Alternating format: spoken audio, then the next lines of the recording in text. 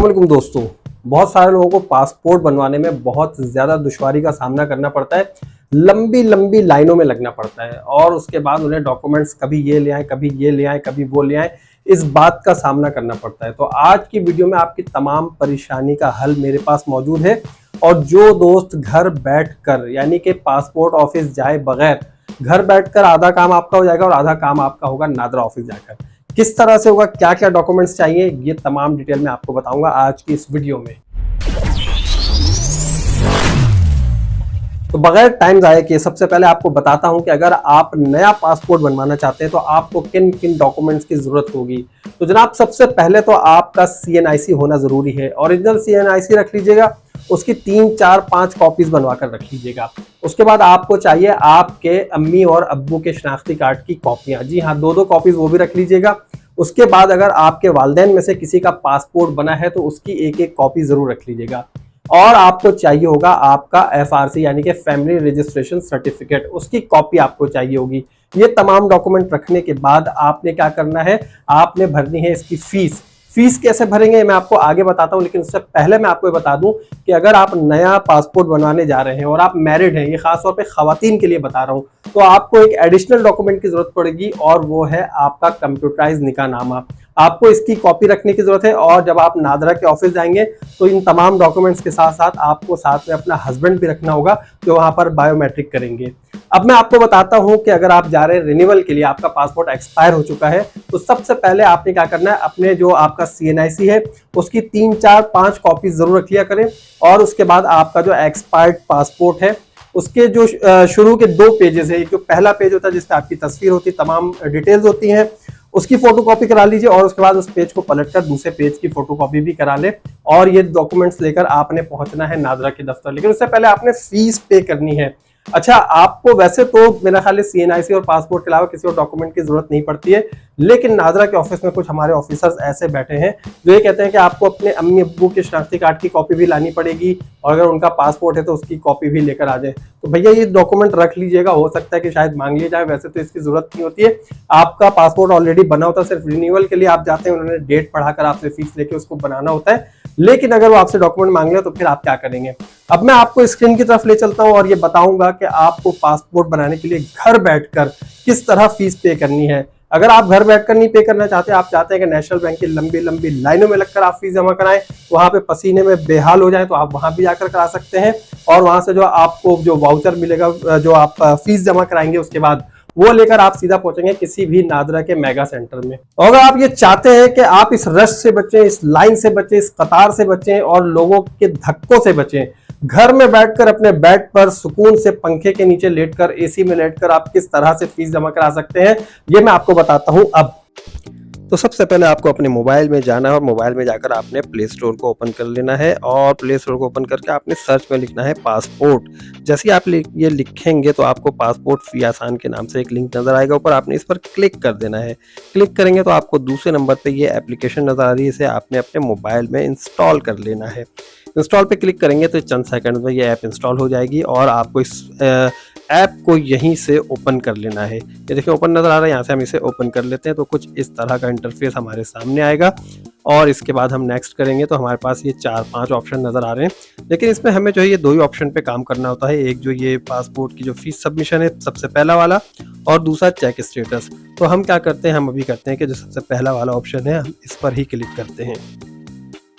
अब देखें यहाँ पर कुछ गाइडलाइन आपको नजर आ रही है, इस गाइडलाइन को जरूर पढ़ लिया करें। सरकारी मद में किसी भी पैसे को आप ऐसे जमा ना कराएं बगैर पढ़े लिखे, तो यहाँ पर पढ़ना बहुत जरूरी है। इसे पढ़ लें और पढ़ने के बाद फिर आपने यहाँ से नेक्स्ट करना है, यानी कि जारी रखें। और उसके बाद आपके सामने जो आएगा वो कुछ इस तरह का इंटरफेस आएगा। 2 ऑप्शन आ रहे हैं, एक MRP आ रहा है यानी कि मशीन रीडेबल पासपोर्ट, और एक आ रहा है E-पासपोर्ट। E-पासपोर्ट बहुत महंगा होता है, हम लोग ज्यादातर MRP यूज करते हैं, तो ऊपर वाला जो ऑप्शन है हम उसे क्लिक करेंगे। अब यहाँ पर हमारे पास कोई तकरीबन 6 किस्म के पासपोर्ट की चीज़ें नज़र आ रही हैं, जिसमें आपको नज़र आ रहा है कि न्यू पासपोर्ट, पासपोर्ट का रिन्यूअल, पासपोर्ट अगर खो गया है, पासपोर्ट में पेजेस बढ़ाने हैं, इस तरह की चीज़ें। लेकिन हमारे पास ज़्यादातर जो इस्तेमाल होती हैं वो 2 चीज़ें होती हैं, या तो पासपोर्ट नया बनवाना होता है या रिन्यूअल होता है। तो हम अभी क्लिक करेंगे नए पासपोर्ट पे। तो भाई नए पासपोर्ट जब हम क्लिक करेंगे तो हमारे सामने जो स्क्रीन आएगी वो आएगी कुछ इस तरह की। यहाँ पर आपको कुछ ऑप्शन नज़र आ रहे हैं, जिसमें आपको नज़र आ रहा है नॉर्मल है, अर्जेंट है और फास्ट ट्रैक है। तो हम सबसे पहले क्लिक करते हैं नॉर्मल पे और दूसरे नंबर पे हम ये क्लिक कर देते हैं कि हमें जो है कितने पेजेस का पासपोर्ट चाहिए। अगर 36 का चाहे 36 पे क्लिक करें, 72 का चाहे तो 72 पे करें। नीचे जो ऑप्शन है वो देखें कितने साल के लिए आपको पासपोर्ट चाहिए, 5 साल की वैलिडिटी या 10 साल की वैलिडिटी।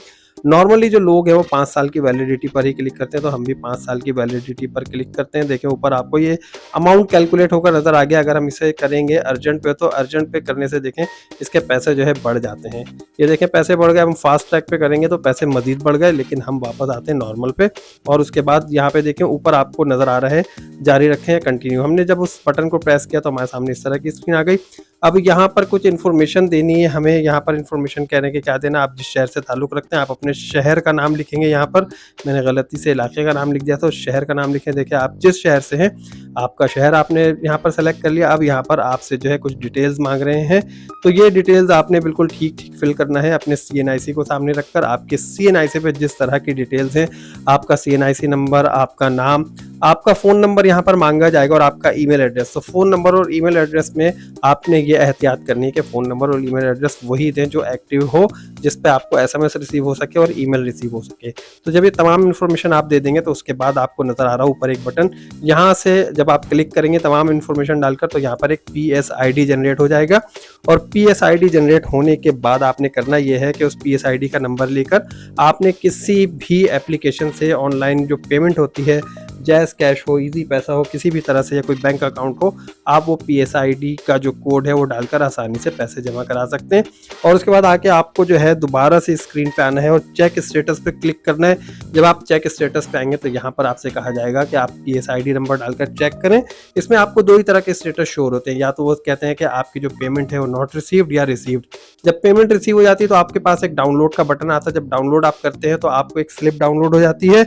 वो स्लिप जो है आप उसका PDF किसी भी जगह से प्रिंट निकलवा लें, 10 रुपए 20 रुपए में आसानी से प्रिंट हो जाता है। तो पेमेंट की स्लिप और तमाम डॉक्यूमेंट्स लेकर आपने पहुंच जाना है नादरा के किसी भी अपने करीबी मेगा सेंटर में। अच्छा भाई, यहाँ तक आपने फीस जमा करा दी, अपने डॉक्यूमेंट्स इकट्ठे कर लिए। अब आपने पासपोर्ट ऑफिस नहीं जाना है, आपने जाना है सीधा किसी भी नादरा के मेगा सेंटर में और आपने लाइन में नहीं खड़े होना है। आपने जो फीस जमा कराई है उसका वाउचर प्रिंट निकाल चुके होंगे। ये वाउचर आपने जाकर दिखाना है उस गार्ड को जो बदमाश बना होता है नादरा के ऑफिस के बाहर। आपने उसे दिखाना है कि मुझे पासपोर्ट बनवाना है, मुझे ना तो FRC बनवाना है, ना CRC बनवाना है, ना NIC बनवाना है। पासपोर्ट के लिए आपको बड़ी इज्जत दी जाती है। आप वाउचर दिखा के सीधा एंटर हो सकते हैं और जाकर वहां मालूम कर लें कि पासपोर्ट का काउंटर कौन सा है।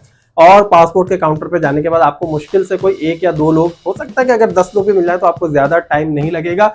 जैसे ही आपका नंबर आएगा आपकी डिटेल्स ली जाएंगी, आपका जो है डेटा एंट्री की जाएगी, आपकी पिक्चर ली जाएगी, बायोमेट्रिक होना और उसके बाद आपको उन्होंने जो है एक निकाल कर दे देना है जो आपका टोकन नंबर जो होता है ना, जिस पेज के ऊपर वो टोकन नंबर निकाल के दे देते हैं।